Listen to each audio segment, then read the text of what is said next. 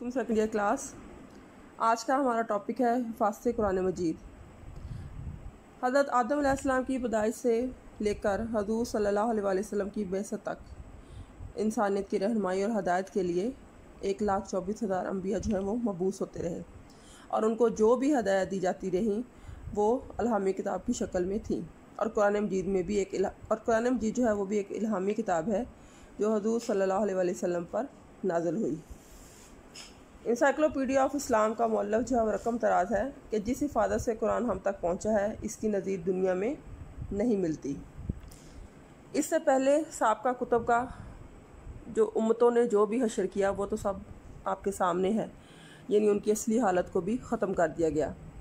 اپنی خواہشات نفس کے مطابق ان میں انہوں نے رد و بدل کیا اور بعض کو تو صفحہ ہستی سے ہی مٹا دیا۔ اس لیے اللہ تعالیٰ نے اپنی آخری کتاب جو ہے قرآن مجید اس کی حفاظت کا ذمہ جو ہے وہ خود لیا۔ اس کی وجہ یہ تھی کہ سابقہ کتب سماویہ کے ساتھ جو کچھ بھی ہو چکا تھا اس کے پیش نظر اللہ تعالیٰ نے فرمایا کہ اس کتاب کے ہم محافظ ہیں۔ قرآن مجید جو ہے وہ عربی زبان میں نازل ہوا۔ اس سے قبل الہامی کتب جن زبانوں میں نازل ہوئی وہ مٹ چکی ہیں۔ اس کے برعکس عربی زبان دنیا کے بیشتر ممالک کی سرکاری اور عوامی زبان بھی ہے۔ قرآن پاک میں ہے اِنَّا نَحْنُ نَزَّلْنَا الذِّکْرَ وَإِنَّا لَهُ لَحَافِظُونَ، ہم نے اس قرآن مجید کو نازل کیا اور ہم ہی اس کے محافظ ہیں۔ سابقہ انبیاء کے پیروکاروں نے سابقہ الہامی کتب میں بہت زیادہ رد و بدل کی۔ ارشاد خدا بندی ہے وہ ان کلمات کو تبدیل کر لیتے ہیں۔ سورۃ مائدہ کی آیت کا یہ ترجمہ ہے کہ وہ ان کے کلمات کو تبدیل کر لیتے ہیں۔ سابقہ امتوں نے تورات، زبور اور انجیل کو پس پش ڈال دیا، اس لیے قرآن مجید کا نزول جو تھا وہ لازم تھا۔ قرآن پاک کی آیت ہے فَنَبَذُوهُ وَرَاءَ ظُهُورِهِمْ وَاشْتَرَوْا بِهِ ثَمَنًا قَلِيلًا، ان لوگوں نے اس کتاب کو پس پش ڈال دیا اور ان کی آیات تھوڑی تھوڑی قیمت کے عوض اس کی آیات کو تھوڑی تھوڑی قیمت کے عوض بیچ ڈالا۔ اس کی وجہ یہ تھی کہ سابقہ کتب کی حفاظت جو ہے کی ذمہ داری جو ہے وہ اللہ تعالیٰ نے ان انبیاء کے پیروکاروں پر ڈال دی تھی۔ پھر ارشاد فرمایا کیونکہ انہیں یہ کتاب دی گئی تھی اور اس کی صداقت پر وہ گواہ تھے۔ قرآن مجید سے قبل نازل شدہ 3 الہامی کتب کے متعلق یہ ارشاد نہیں کہ انہیں ان کے حاملین کے سینوں میں محفوظ کیا گیا ہے، بلکہ صرف قرآن مجید کے متعلق یہ چیز ہے کہ اے نبی وحی کو یاد کرنے کے لیے جلد سے جلد اپنے ہونٹ نہ ہلائیں، بے شک اس کا جمع کرنا اور پڑھانا ہمارے ذمہ ہے۔ قرآن مجید کو اللہ تعالیٰ نے حضور صلی اللہ علیہ وسلم کے سینے میں محفوظ کر دیا۔ آگے ہم دیکھتے ہیں حفاظتی تدابیر۔ بے شک اللہ تعالیٰ نے قرآن مجید کی حفاظت کی جو ذمہ داری ہے وہ خود قبول کی ہے، اور یہ قرآن مجید لوح محفوظ میں بھی محفوظ ہے، اور اس کے علاوہ قرآن مجید میں بار بار یہ کہا گیا ہے کہ اس میں کوئی چیز شامل نہیں کی جا سکتی، نہ آگے سے، نہ پیچھے سے، نہ اوپر سے، نہ نیچے سے، نہ دائیں سے، نہ بائیں سے، بلکہ اس کے باوجود اس کی حفاظت کے اجزال جو ہے اقدامات بھی کیے گئے۔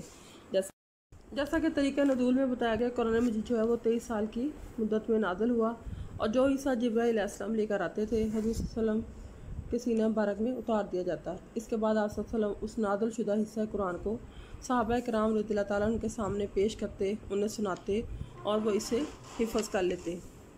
اس لیے وحی کے نازل ہونے کے فوراً بعد ان آیات کو ضبط تحریر میں لانے کا بندوبست بھی کیا ہوا تھا۔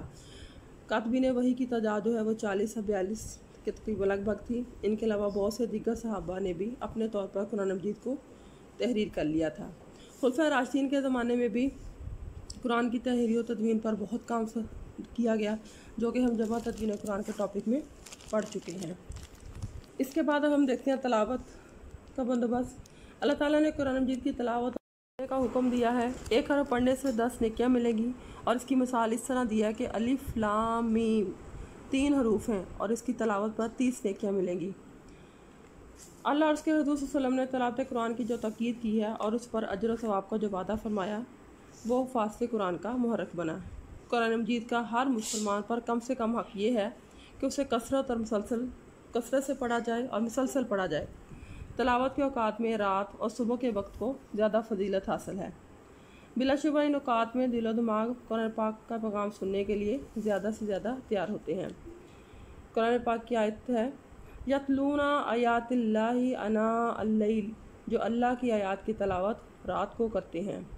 اسی طرح سے ایک اور جگہ پہ ہے اِنَّا قرآن الفجری کانا مشہودہ، بے شک صبح کی تلاوت میں فرشتے حاضر ہوتے ہیں۔ اس کے علاوہ تلاوت قرآن کی فضیلت میں بہت ساری احادیث بھی ہیں کہ اپنے گھروں کو قرآن کی تلاوت اور نماز سے روشن رکھو۔ پھر اسی طرح سے ایک اور حدیث میں ہے تلاوت اللہ تعالیٰ کا دسترخوان ہے، اسے نہ چھوڑو۔ اسی طرح سے ایک اور حدیث ہے 2 چیزوں میں رشک جائز ہے، جن میں سے ایک یہ ہے کہ کسی کو اللہ تعالیٰ نے قرآنی علوم سے نوازا ہو اور وہ رات دن اس میں مشغول رہے۔ اسی طرح سے ایک اور حدیث میں حدیث ہے، حضرت صلی اللہ علیہ وسلم نے فرمایا خیرکم من تعلم القرآن وعلمہ، تم میں سے سب سے زیادہ بہتر وہ ہے جو قرآن پڑھے اور پڑھائے۔ قرآن پھر ایک اور حدیث میں ہے قرآن والو، قرآن کو اس طرح پڑھو جس طرح کہ اس کے پڑھنے کا حق ہے، رات دن پڑھو، اسے پھیلاؤ۔ قرآن مجید کی یہ ترغیب و تاکید جو ہے واسطے قرآن میں بڑی مفید ثابت ہوئی۔ مسلمان جو ہیں وہ قرآن پڑھنے اور پڑھانے میں مصروف ہو گئے۔ قرآن ہی وہ کتاب ہے جو دن رات 5 وقت کی نمازوں کے علاوہ دوسرے اوقات میں بھی تلاوت کی جاتی ہے۔ اس قرآن کی تعلیم کے لیے ہزاروں مدرسے جو ہیں وہ بھی دنیا میں قائم کیے گئے ہیں۔ اب ہم دیکھتے ہیں دوران نماز تلاوت قرآن حکیم کا کیا حکم ہے۔ نماز جو ہے وہ جسمانی عبادت ہے، یہ وہ فرض ہے جس کے متعلق قیامت کے دن سب سے پہلے سوال کیا جائے گا۔ تلاوت قرآن مجید اس کا اہم جز ہے اور ہر مسلمان جو ہے وہ اپنی استطاعت کے مطابق نماز کے دوران قرآن مجید کی تلاوت کرتا ہے۔ اس طرح ماہ رمضان میں تراویح کا بھی بندوبست کیا جاتا ہے اور نوافل میں قرآن پاک کی زیادہ سے زیادہ تلاوت کی جاتی ہے۔ نماز مسلمانوں کی عظیم عبادت ہے۔ دن میں 5 وقت فرض نمازیں، تہجد کے نوافل، جمعہ کی نماز، عیدین کی نماز، حج کے موقع پر عالم اسلام کا اکٹھا ہونا، نمازیں پڑھنا، چاشت اور اشراق کے نوافل، خاص راتوں کے نوافل وغیرہ، پورے 24 گھنٹے کی زندگی میں ایک جامع نظام جو ہے وہ دیا گیا ہے۔ ان نمازوں میں قرآن کا پڑھنا ضروری ہوتا ہے، یہ طریقہ بھی اس کتاب کے محفوظ ہونے کا ضامن ہے۔ آگے ہم دیکھتے ہیں اس کی تفسیر کے بارے میں۔ اس کی تفسیر کا جو آغاز ہے وہ حضور صلی اللہ علیہ وسلم کے زمانے میں ہی ہو چکا تھا۔ حضور صلی اللہ علیہ وسلم سب سے پہلے مفسر قرآن ہیں۔ صحابہ کرام رضی اللہ عنہم قرآن کی تفسیر فرمایا کرتے تھے۔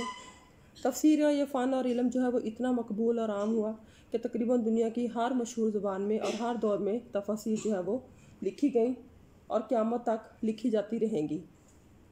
اس کے علاوہ کتب خانے، لائبریریاں تفاسیر سے بھری ہوئی ہیں۔ اس فن کے سبب یہ کتاب جو ہے محفوظ ہے۔ اس کے علاوہ عربوں کا حافظہ اس وقت ساری دنیا میں مشہور تھا، جو بات ایک بار سنتے ہیں ساری عمر نہ بھولتے تھے۔ انہیں نہ صرف اپنے خاندان کے شجر نسب بلکہ اپنے جانوروں کے نسب بھی یاد رہتے تھے۔ اللہ تعالیٰ نے اس قوم میں یہ صلاحیت عطا فرمائی تھی، ان کی ذہانت جو تھی وہ ضرب المثل بن چکی تھی۔ آگے ہم دیکھتے ہیں حفظ قرآن۔ یہ وہ واحد الہامی کتاب ہے جو لوگوں کے سینوں میں محفوظ ہے اور یہ قرآن مجید کا معجزہ ہے۔ اس کے علاوہ دنیا کی کوئی کتاب اس طرح حفظ نہیں کی جا سکتی جس طرح قرآن مجید لوگوں کے سینوں میں محفوظ ہے۔ نبی کریم صلی اللہ علیہ وسلم نے حفظ قرآن کی اہمیت کو اس طرح سے اجاگر کیا۔ قیامت کے روز حافظ قرآن کو حکم دیا جائے گا کہ قرآن پڑھتا جا اور جنت کے مدارج طے کرتا جا، جہاں تیرا قرآن ختم ہوگا وہی تیرا مقام ہے۔ اسی طرح سے ایک اور حدیث میں ہے جس کھال میں قرآن ہوگا وہ آگ میں نہیں جائے گی۔ اسی طرح سے ایک اور حدیث ہے، حضرت صلی اللہ علیہ وسلم نے فرمایا جو قرآن کو یاد کر کے پھر بھلا دے گا وہ قیامت کے دن کوڑی بن کر اٹھے گا۔ قرآن مجید کی اشاعت کا بندوبست ہر اسلامی ریاست نے کیا اور اس کے درس و تدریس کے لیے بھی انتظامات کیے گئے۔ خلفائے بنو امیہ کے دور میں قرآن مجید کی اشاعت کا خصوصی بندوبست کیا گیا۔ اس طرح سے قرآن مجید آہستہ آہستہ یورپ پہنچ گیا۔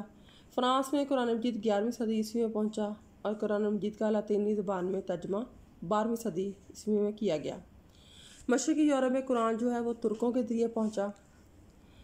قرآن مجید کی حفاظت کے متعلق غیر مسلم کہتے ہیں ڈاکٹر موریس کے مطابق مقاصد کی اچھائی اور مطالب کی خوشروبی کے اعتبار سے قرآن مجید کو باقی تمام الہامی کتب سماویہ پر فوقیت حاصل ہے۔